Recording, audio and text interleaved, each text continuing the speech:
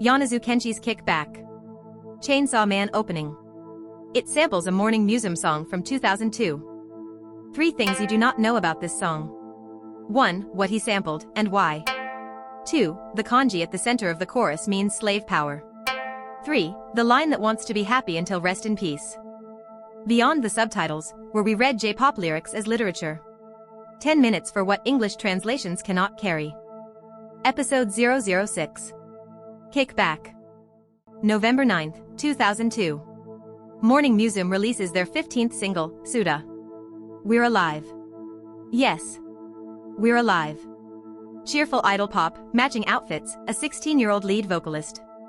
And tucked in the middle of the chorus, one deliberately uncool line. Doryoku. Mirai. A beautiful star. Effort. Future. A beautiful star. 20 years later, the same line, same order, same English break, sits in the chorus of one of the biggest anime openings of the decade. Yonezu Kenshi confirmed it himself, in Billboard Japan. He'd been listening to it since elementary school. The way they sang Shiowa's in I Naratai, I Want to Be Happy, stayed in his ear. 2 lines of lyrics carry this entire song. Here they are, before we open anything. This is what Kickback actually says. Here's what's actually happening. 3 things about one line. The sample. The kanji. The line that comes after. In late 2022, Yonezu sat down to write a theme song for Chainsaw Man, the manga about a boy who fuses with a chainsaw devil and hunts devils for a cynical government agency. And he reached for something he had carried since elementary school. The Morning Musume chorus we just looked at. Doryoku. Mirai. A beautiful star. He cleared the sample with Tsunku, the original songwriter, who responded publicly, in Music Natalie, talent is a fearsome thing. Why is it in a song about a chainsaw devil? Nostalgia, true, and inadequate. The structural reading, in 2002, that chorus was sung straight. Ambitious effort, bright futures, the language of pre-Lehman, pre-Fukushima Japan. 20 years later, the protagonist at soundtracks only wants food and a girl, and is asked by adults to fight devils for it. Same chorus, same words, and they mean something else now.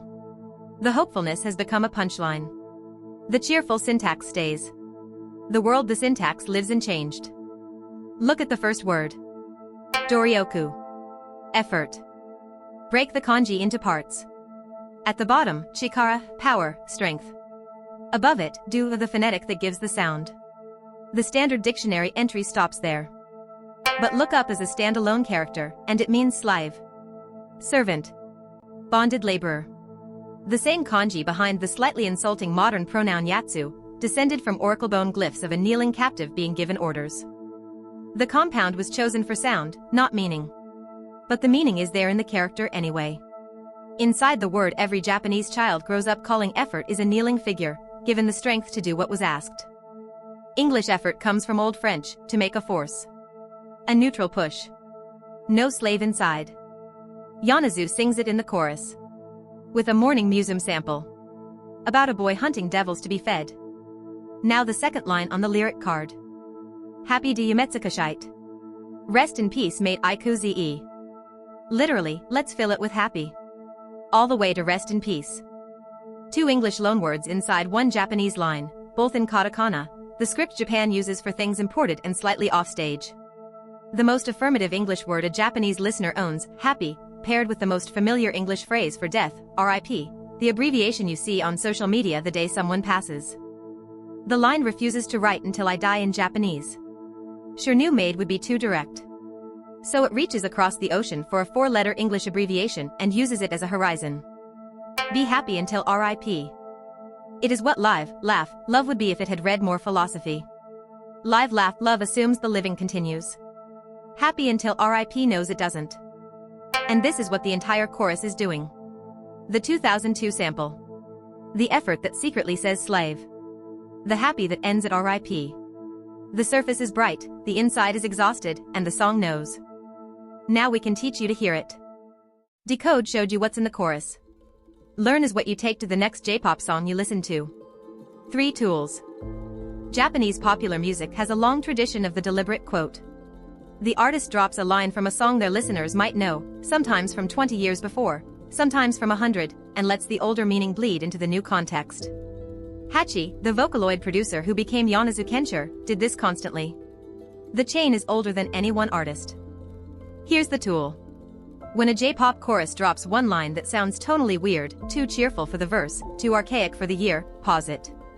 Search the line. Half the time it's a quote. The other half, you've learned to listen for the seams. Every kanji is a tiny picture of what it used to mean.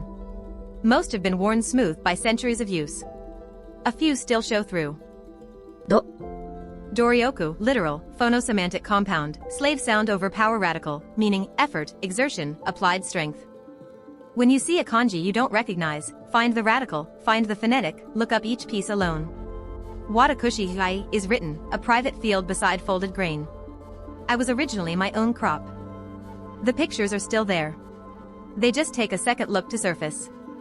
When a Japanese song writes an English word in katakana, happy, rabu, goru, that word is doing a different job than its native counterpart. More performative. More foreign. Slightly outside the listener's emotional skin. Kick back writes instead of shyaways, and rest in peace instead of shino made, the imported word keeps the death at 1 degree of remove. The tool, when a loanword sits inside a chorus, ask what Japanese word the writer didn't use, and what the loanword does that it couldn't. The answer, almost always, keeping the listener slightly outside the emotion. Once you can see it, you can hear it everywhere. Decode left us with 3 components. The sample. The kanji. The line. Culture is the larger question they answer together. What is the chorus of Kick Back actually about? Yonezu Kenshi was born in 1991. Fujimoto Tatsuki, the writer of Chainsaw Man, in 1992.